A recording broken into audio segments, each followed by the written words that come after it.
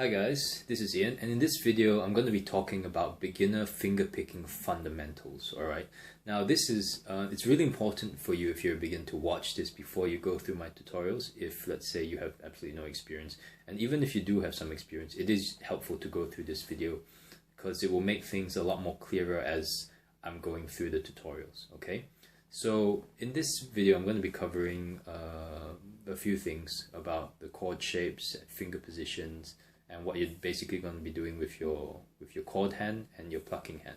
So we're going to start with the chord hand, okay? But before that, some basic terminology. These are frets, 1, 2, 3, 4, 5, 6, 7, 8, 9, 10, and so on. These are frets. So when I say frets, I'm referring to these things. And when I say strings, I'm referring to the strings. And the strings, they start from 1, from the thinnest string. So 1, thinnest string, to 6, the sixth string, the fattest string, So 1, 2, 3, 4, 5, 6. So when I say things like play first, third, second, I mean first string, third string, second string. Okay, so first, third, second, first, third, second. Okay, so that's what I mean. So frets and strings, very important. And for the chords, in most of my tutorials, I'm going to be using chords in the C key. Alright, so these are G, G major, okay, so G major, C major, F major, A minor, E minor, and D minor. Okay, so I'll be using these chords primarily during the song tutorials. Okay, so these are the ones that you have to get most familiar with. You won't be using all the chords necessarily during all of the songs, but some of the songs, most of the time you'll be using G, C, G, A minor, and F. Okay, so that I'm going to explain a bit more about finger positions. Now, when you're strumming, you have a tendency to play the full chord, alright? But when you're finger picking, your index finger and your pinky finger tend to be moving around a bit more, right? So they're going to be moving around because they need to play the melody. And when they're playing the melody, your index finger and your pinky finger are generally limited to the first two strings. They usually don't play higher than that. They don't play higher than that, alright? And in a lot of my tutorials, I'm going to limit it so that you're not actually going beyond, say, if your index finger is playing, it's usually playing only on the first fret, and if your pinky finger is playing, it's only playing on the third fret unless specified otherwise. Okay, so when I say pinky down on the second string, it means down on the third fret on the second string. If I say index down on the first string, it means down on the first fret of the first string of the first fret. Okay, so index, first fret is its home, and pinky, third fret is its home. Sometimes you have songs where it can stretch out, but if I do that, I will let you know. So the pinky, sometimes it can leave home. The index pretty much stays at home all the time. Okay, so those two fingers, remember, limited to first and second strings, generally speaking. And with so what your middle and ring fingers are doing, basically all they're really doing is they're trying to sort out the bass notes, or they're going to be spending most of their time traveling either on the second and third fret or on the second fret. Okay, so just to introduce the chords to you, to show you the similarities between the chords. So G, the G chord shape, so let's just forget about pinky and index for a while. They can take a break. So when you're playing the G chord shape, your ring finger is on the third fret, sixth string on the third fret, and when your middle finger is on the fifth string on the second fret. Okay, so that's your G chord position when you're finger picking. Alright, when you're strumming, usually I'll play it like that, but when you're finger picking, you need to have your index finger and your pinky need to be free in order to move around. Okay, so this is G, and the bass note is on the sixth string. Okay, and from here, when you're playing C, C is basically very similar to this, except you move down one string. So now your ring finger's on the fifth string and your middle finger is on the fourth string. and the bass note for C is on the 5th string. Okay, and then if you move down again, now you're in F major chord position. So rings on the 3rd fret, 4th string, 3rd fret, and middle fingers on 3rd string, 2nd fret. Okay, and that's the F major chord position for like your middle fingers. Okay, the middle and the ring fingers. So G, C, and F. And when you transition to A minor is like this. So these two fingers are here. Your middle finger is on the 4th string on the 2nd fret, and your ring finger is on the 3rd string on the 2nd fret. So it's A minor chord position. And if you're going to E minor, these move up, these two move up. So your middle is on the 5th string 2nd fret, and your ring finger is on the 4th string 2nd fret.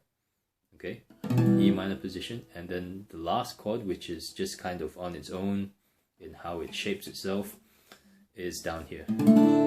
Okay, so sorry, A minor, the bass note is on the 5th string, and for E minor, the bass note is on the 6th string, and for F, the bass note is on the 4th string. But I'll come back to this later on. Okay, so back to D minor. D minor is shaped like this normally, but because you're playing melody, your fingers will be moving around, but that's how it's played. Your middle and ring finger are positioned as follows. So your middle finger is on the 3rd string 2nd fret, and your ring finger is on the 2nd string 3rd fret. Okay, so that's D minor chord position. Okay, so back to, and the bass note for D minor chord is on the 4th string. Okay, so I'll talk about bass notes again. So basically, when you're playing, when I say C major chord, when I say C or F or G, A minor, when I say them, usually you'll notice that the bass note is very consistent. So when you're playing G major chord or any sort of G chord, the bass note is played from the 6th string. Generally speaking, especially when you're just in the first 3 frets of the guitar. Okay, so for my tutorials, the bass note is usually on the 6th string. So for G, it's on the 6th string. So we'll start with G on the 6th string. Then E minor is also on the 6th string. And then for C major, it's on the, or C chords, it's on the 5th string.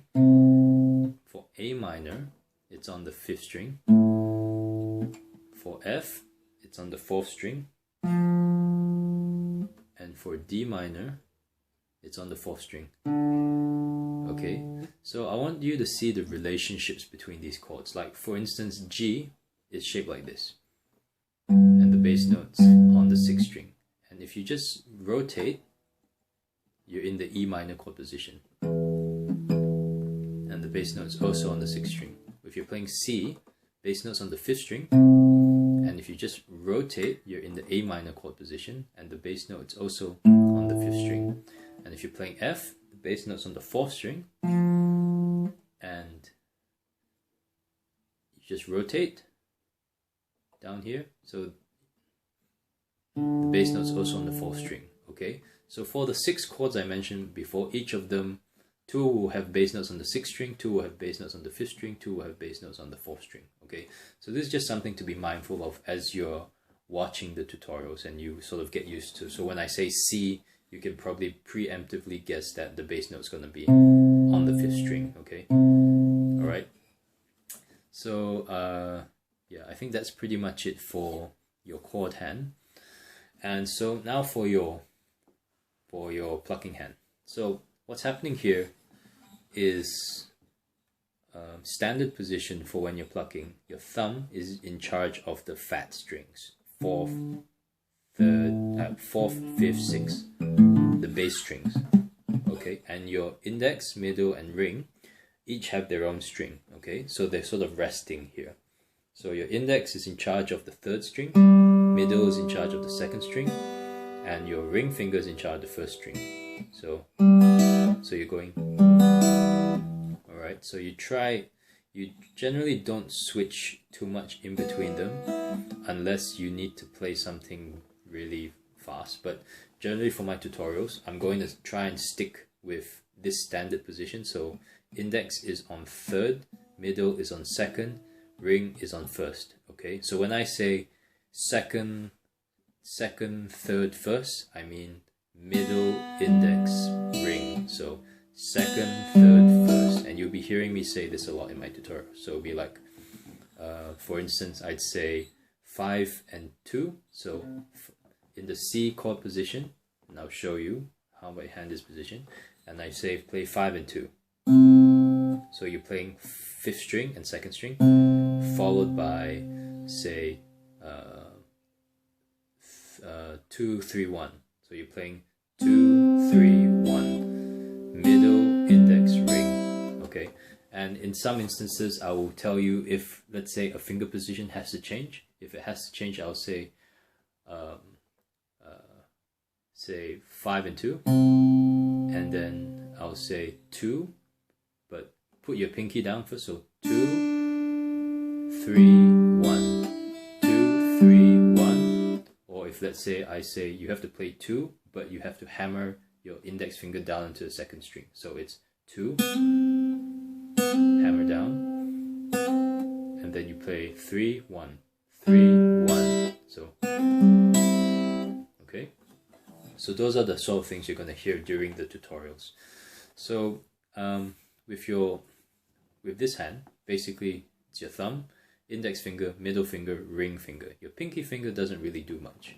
It can stay here as sort of like a way to keep your hand balanced, especially for beginners. You can just put your pinky finger here so that you can kind of have a stable root for your hand. You don't have to have it there. And when you get comfortable, you don't need it there, but it is a good way to sort of like good way to build stability if, let's say, you find your hand kind of falling all over the place when you're trying to pluck. Okay, now for plucking, when you're plucking strings, good practice, don't try and grip them, don't try and go round the strings and pull them. Basically you are just on the top of your strings, just on the top, and you're sliding across. So you're here and slide, slide, slide. Just slide off, slide off. And your thumb, you're using sort of like the edge of your thumb. Some people, finger pickers, they'll use their nails, but if you don't have nails, it's okay as well. Just use the fleshy side of your thumb. And practice doing this regularly, especially with chords. So what you can do is you can play a chord and just practice.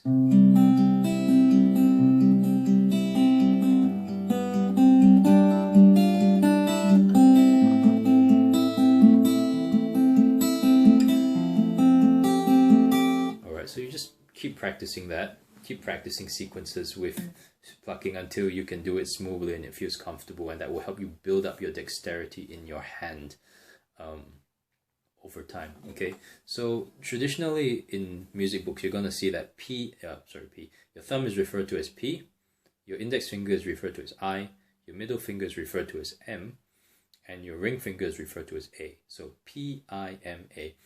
And the reason people use this notation is because it's a lot easier. It's not only is it important to know which string to press, it's also important to know which finger you're using when you're playing that particular string. Otherwise, you get people playing like this or something, and playing the bass notes with their middle finger, and it starts getting awkward.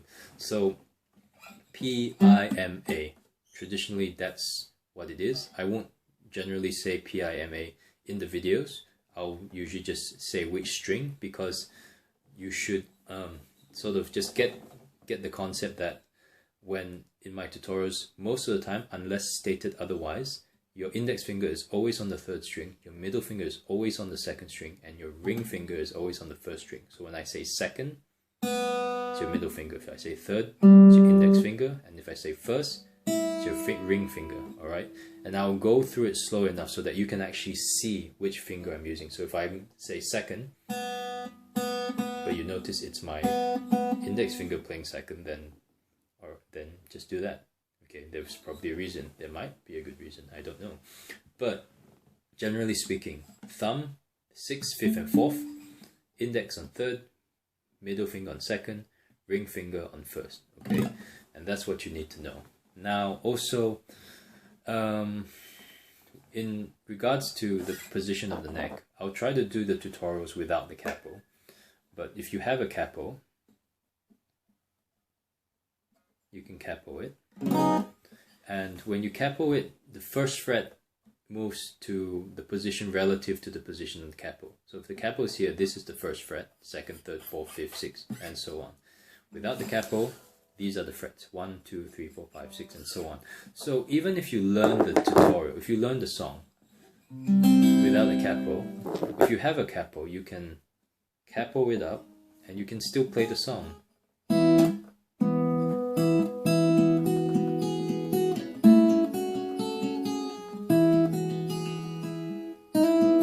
It'll just be transposed, okay? So it's the same thing, just transposed up.